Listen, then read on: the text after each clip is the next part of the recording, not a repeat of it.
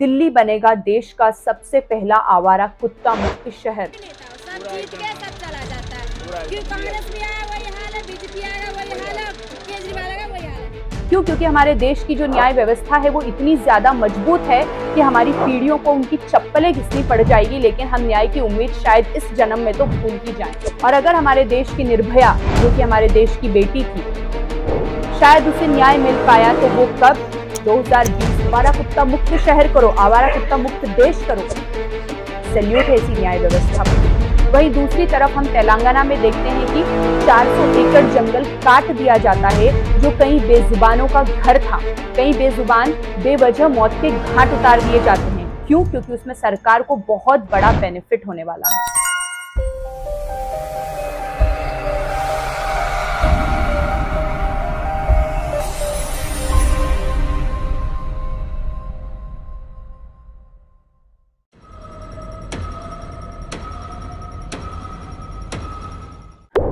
नमस्कार दोस्तों, तो आज हम बात करने वाले हैं हमारे भारत देश की राजधानी दिल्ली के बारे में, जहां पर एक सफाई अभियान चलाया जा रहा है। और उस सफाई अभियान के तहत वहां की सीएम रेखा गुप्ता जी ने एक आदेश जारी किया है कि दिल्ली के सारे स्ट्रे डॉग्स को शहर से कहीं दूर छोड़ दिया जाएगा।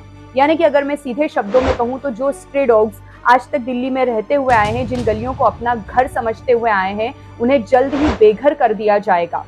यानी कि एक कचरे के समान उन्हें शहर से कहीं दूर फेंक दिया जाए। तो आप सभी लोगों ने न्यूज़पेपर्स में एंड कई सारे न्यूज चैनल की हेडलाइंस पर यह देखा होगा कि दिल्ली बनेगा देश का सबसे पहला आवारा कुत्ता मुक्त शहर।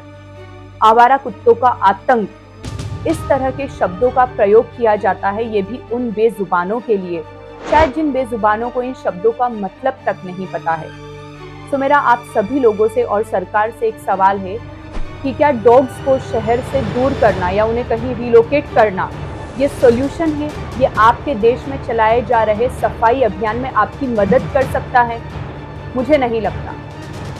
तो मेरा सवाल है दिल्ली की सीएम रेखा गुप्ता जी से कि जब उन्होंने इस सफाई अभियान की घोषणा की, तब उन्होंने ये क्यों नहीं कहा कि मुझे दिल्ली में सबसे पहले यमुना क्लीन करवानी है, या दिल्ली में जहां हर 5 से 10 मीटर की दूरी पर बड़े बड़े कचरे के ढेर लगे हुए हैं, जहां पर सुलभ शौचालयों की व्यवस्था नहीं है, दूर 5 मिनट चल के जाना पड़ता है उस सड़क से, जिसका हाल आप ऑलरेडी देख ही चुके हैं। 16 टॉयलेट्स हैं यहाँ पर, जहाँ पर 500 से 1000 घरों की औरतें आकर टॉयलेट करती हैं, हर सुबह लाइन लगाती हैं। लेकिन प्रॉब्लम ये है कि ये जो टॉयलेट है ये 20-20 दिनों तक साफ नहीं होती। अगर आप कैमरा घुमाएंगे और हर एक टॉयलेट के अंदर देखेंगे तो पता चल जाएगा कि हालत कैसी है। मतलब ये हालत ऐसी है कि ये सेफ तो नहीं है। दिल्ली जो विश्व के कुछ पोल्यूटेड शहरों में से एक है, in the capital, Delhi, to combat worsening air quality, which is now being categorised as severe plus.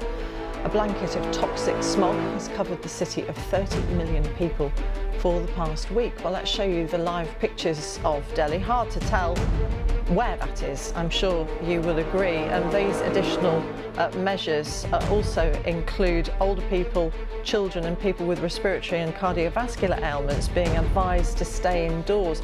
You may recall that about 3 days ago, the Swiss air quality group IQ Air said that, according to their measurements, Delhi had surpassed Lahore as the world's most polluted city. मेरा सवाल है भारत देश की सरकार से कि जब भी भारत में कोई भी सरकार आती है, अब चाहे वो बीजेपी हो या कांग्रेस हो, सरकार की गलती है या सबकी गलती है? ये सरकार के केजरीवाल की गलती है। मैं कैमरे के आगे कहना चाहता हूँ, दोनों सरकार की गलती है। कोई भी नेता आएगा, कोई नहीं देखने आता यहाँ पे हम खा रहे हैं कि नहीं खा रहे, मर रहे या जी रहे, कोई भी नहीं था। सब जीत के सब चला जाता है। क्यों कांग्रेस भी आया वही हाल है, बीजेपी आएगा वही हाल है, केजरीवाल आएगा वही हाल है। किसी को भी पॉइंट आउट नहीं करूंगी, लेकिन वो रियल मुद्दों पर बात करने की जगह सबसे पहले उन बेजुबानों पर अत्याचार करना क्यों शुरू कर देती है, जिन्हें ये तक पता नहीं है कि उनके साथ हो क्या रहा है। सत्ता में कोई भी सरकार हो, लेकिन भारत देश में कभी भी कोई भी सरकार जो भारत देश के रियल मुद्दे हैं, जिन मुद्दों पर हमें रियलिटी में बात करनी चाहिए या काम करना चाहिए, उन मुद्दों पर आज तक मैंने किसी भी सरकार को काम करते हुए नहीं देखा है। हमारी सरकार ने कभी बलात्कार के मामलों पर, कभी एक्सीडेंट के मामलों पर, कभी चोरी, डकैती, किडनैपिंग, इन किसी भी मामलों पर कभी भी कोई बात नहीं की। या हम कहें कि हमारे देश की न्याय व्यवस्था, तो हमारे देश की न्याय व्यवस्था भी ऐसी है कि अगर हमारे साथ कोई क्राइम हो जाता है तो शायद हमारी या हमारे खानदान की चप्पलें घिस जाएंगी, हमारी पीढ़ी दर पीढ़ियां चेंज हो जाएगी, लेकिन हमें न्याय नहीं मिलेगा। तो दोस्तों, अगर मैं हमारे देश में एवरीडे रेप केस रिपोर्ट की बात करूं तो लगभग 87 से 90 रेप केस एवरीडे हमारे देश में पुलिस थानों में दर्ज करवाए जाते हैं। यानी कि अगर हम वार्षिक आंकड़ा निकालते हैं तो लगभग 32,000 case every year 32,000 rape case report होते हैं। लेकिन अगर हम बात करें कि उनमें से न्याय कितनों को मिल पाया तो शायद हमारे लिए क्वेश्चन मार्क होगा। क्यों? क्योंकि हमारे देश की जो न्याय व्यवस्था है वो इतनी ज्यादा मजबूत है कि हमारी पीढ़ियों को उनकी चप्पलें घिसनी पड़ जाएगी, लेकिन हम न्याय की उम्मीद शायद इस जन्म में तो भूल ही जाएं।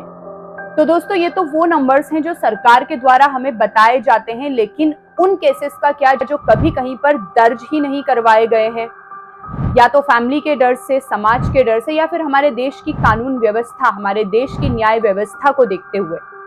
मैं तो आज इतना श्योर हूं कि अगर हमारे देश में कभी किसी के साथ कुछ क्राइम होता है तो 15-20 साल आराम से उस व्यक्ति को, जो विक्टिम है या उसकी फैमिली को, चप्पलें घिसनी पड़ेगी, तब भी कोई गारंटी नहीं है कि हमें न्याय मिलेगा या नहीं मिलेगा। लेकिन आज आपको इंसाफ की एक ऐसी कहानी के बारे में जरूर जानना चाहिए जिसमें 48 साल बाद पता चला कि जिसने सजा भुगती उसने खता की ही नहीं थी, और इसके बाद 104 साल की उम्र में उस व्यक्ति को कत्ल के केस से बाइज्जत बरी कर दिया गया। आज अगर मैं हमारे देश के सबसे बड़े बलात्कार कांड और हत्याकांड के बारे में बात करती हूँ तो वो था हमारे देश की राजधानी दिल्ली की निर्भया का, जो हुआ था दिसंबर 2012 में। और अगर हमारे देश की निर्भया, जो कि हमारे देश की बेटी थी, शायद उसे न्याय मिल पाया तो वो कब? 2020 में। यानी कि निर्भया तो तभी बेचारी मर चुकी थी, लेकिन जो उसके माता पिता थे उन्होंने 8 सालों तक कोर्ट के चक्कर लगाए हैं, अपनी चप्पलें घिसी है। शायद जो निर्भया थी वो उसकी फैमिली का एकमात्र सहारा थी। उसके जाने के बाद उसके माता पिता को 8 सालों तक कोर्ट के चक्कर लगाने पड़े हैं, अपनी चप्पलें घिसनी पड़ी है। मेरा भारत सरकार से एक सवाल है कि जो चीज हमें खुल्लम खुल्ला दिखाई देती है, जो हमें समझ आती है, उस चीज को भी प्रूफ करने में, वहां पर भी आम इंसान को न्याय मिलने में 8 साल लग जाते हैं। तो ये किस तरह की न्याय व्यवस्था है हमारे देश की? और उस पर ना बात करते हुए हम लोग आते हैं तो सिर्फ और सिर्फ कि आवारा कुत्ता मुक्त शहर करो, आवारा कुत्ता मुक्त देश करो। सैल्यूट है इसी न्याय व्यवस्था पर। अगर मैं हमारे देश में हुए सबसे बड़े एक्सीडेंट केसेस की बात करूं तो कई सारे तो केसेस ऐसे होते हैं जो शायद हमारे सामने कभी आ ही नहीं पाते हैं, लेकिन एक्सीडेंट नहीं, वो मर्डर था जो सितंबर 2024 गुजरात के अहमदाबाद में हुआ था, जहां पर एक अमीर बाप की औलाद अपनी मर्सिडीज से अंधाधुन स्पीड में आती है और एक 35 वर्षीय आदमी, जो कि शायद बेचारा अपनी फैमिली का एकमात्र सहारा था, उसको मौत के घाट उतार देती है। तो आज मेरा एक सवाल है हमारे देश की सरकार से और दिल्ली की सीएम रेखा गुप्ता जी से कि क्यों कभी भी हमारी सरकारें जो एक्चुअल प्रॉब्लम्स है हमारे देश की, उन पे बात नहीं करती है। बलात्कार, मर्डर, एक्सीडेंट, चोरी, डकैती, किडनैपिंग, और कई एक्सीडेंट्स तो ऐसे होते हैं जिनमें कई बेजुबानों को और कई ऐसे लोग जो शायद उनकी फैमिली का एकमात्र सहारा होते हैं, उन्हें बेवजह मौत के घाट उतार दिया जाता है। इन मुद्दों पर बात न करते हुए आप आ जाते हो कि कुत्तों को भगाओ, सारे कुत्ते शहर से भगा दो, सारे कुत्ते गलियों से भगा दो, हम सफाई अभियान चला रहे हैं। अरे जिन मुद्दों पर आपको एक्चुअल में बात करनी चाहिए, आप लोग उन पर बात कीजिए। और आप लोग उन पर बात क्यों नहीं करते हैं? क्या हम लोगों ने आपको वोट इसलिए दिया था कि हम ही सफर करें बाद में? एक तरफ मैं देखती हूँ कि हमारे देश के माननीय प्रधानमंत्री नरेंद्र मोदी जी हमारे देश के जो श्वान हैं, जिन्हें हम स्ट्रे डॉग्स कहते हैं, उनके साथ फोटो डालते हैं। वहीं दूसरी तरफ हमारे देश की राजधानी दिल्ली की सीएम रेखा गुप्ता जी ये आदेश जारी कर देती है कि दिल्ली को हम आवारा कुत्ता मुक्त बनाएंगे। दिल्ली होगा देश का पहला ऐसा शहर जो आवारा कुत्ता मुक्त होगा। तो मेरा ये सवाल है कि ये किस तरह का सरकार के अंदर ही कोऑर्डिनेशन है, और क्यों हमारे देश की सरकार किसी भी रियल मुद्दे पर बात न करते हुए, हमारे देश की न्याय व्यवस्था और कानून व्यवस्था को मजबूत न बनाते हुए सिर्फ और सिर्फ आ जाती है बेजुबानों पर? क्यों हमारे देश की सरकार जहां मर्जी चाहे वहां जंगल कटवा रही है? अगर हम बात करें तो एक तरफ हमारी सरकार बोलती है कि हमें 500 करोड़ पेड़ पौधों की आवश्यकता है और हर आम इंसान को एक पेड़ जरूर लगाना चाहिए। वहीं दूसरी तरफ हम तेलंगाना में देखते हैं कि 400 एकड़ जंगल काट दिया जाता है, जो कई बेजुबानों का घर था। कई बेजुबान बेवजह मौत के घाट उतार दिए जाते हैं। क्यों? क्योंकि उसमें सरकार को बहुत बड़ा बेनिफिट होने वाला है, क्योंकि वहां से सरकार की जेबें भरेंगी ना। एक्चुअल प्रॉब्लम ये है, अभी हाल ही में आप लोगों ने एक केस देखा होगा, जयपुर के लंग्स, जयपुर का एक जंगल है, उसे काटने के बारे में बात की जा रही है। क्यों? क्योंकि वहां पर सरकार एक बहुत बड़ी इंडस्ट्री लाना चाहती है। वहां पर सरकार चाहती है कि अगर हम यहाँ पर ये जो हमारा प्लानोग्राम हम प्लान कर रहे हैं, अगर ये सक्सेस हो जाता है तो यहाँ पे इतने लोगों को रोजगार मिलेगा, यहाँ पर इतने पर्यटक आएंगे तो हमारा ये रेवेन्यू जनरेट होगा। अरे आपके रेवेन्यू के चक्कर में क्या आपने कभी सोचा है कि जिस जंगल को आप काटने की बात कर रहे हैं, वो जंगल कई सारे बेजुबानों का घर है, वो भी कई सालों से। वहां पर कई सारे लोग सांस ले रहे हैं और उन पेड़ों की वजह से आम जनता सांस ले पा रही है। मैं सारे एनिमल लवर्स से या हमारी देश की जो जनता है उससे हाथ जोड़कर रिक्वेस्ट करती हूँ कि प्लीज इस चीज का विरोध करें कि जो हमारी दिल्ली की सीएम रेखा गुप्ता जी हैं, जो सारे श्वानों को दिल्ली से बाहर कहीं दूर छुड़वाना चाहती है, प्लीज इसका सपोर्ट ना करें, इसके विरोध में खड़े होएं। क्योंकि आज ये चीज दिल्ली में हो रही है और कल से ये चीज आपके शहर में भी होगी, और मैं भी आपका लालू, पांडा, चिंकी, काला, भूरा या आपकी चार्ली आपकी नजरों से कहीं दूर किसी जंगल में फेंक दिए जाएं और वो आपको कभी देखने को भी ना मिले। मेरा सीएम रेखा गुप्ता जी से ये निवेदन है कि आप जो कर रही हैं वो अपने लेवल पर, आई डोंट नो आप किस तरीके से क्या करना चाहती हैं, लेकिन डॉग रूल 2023 जो कि सुप्रीम कोर्ट का आदेश है कि किसी भी बेजुबान को रिलोकेट करना कानूनी अपराध है या किसी भी बेजुबान को जान से मार देना कानूनी अपराध है, इस चीज का तो आप उल्लंघन ना करें, एटलीस्ट उनका तो मान सम्मान रखें। दिल्ली की सीएम रेखा गुप्ता जी से मैं एक बात कहना चाहूंगी कि शायद हमारे देश में और हमारे शास्त्रों में एक औरत को ममता की मूरत कहा गया है, और आप ये करते हुए बिल्कुल भी अच्छी नहीं लग रही हैं कि आप बेजुबानों से उनका आसरा छीन रही हैं, उनका घर छीन रही हैं। आप सिर्फ और सिर्फ आम जनता के दिल में अपने लिए नफरत पैदा कर रही हैं। मैं मेनका गांधी जी से अनुरोध करना चाहूंगी कि प्लीज इस चीज को रोकें।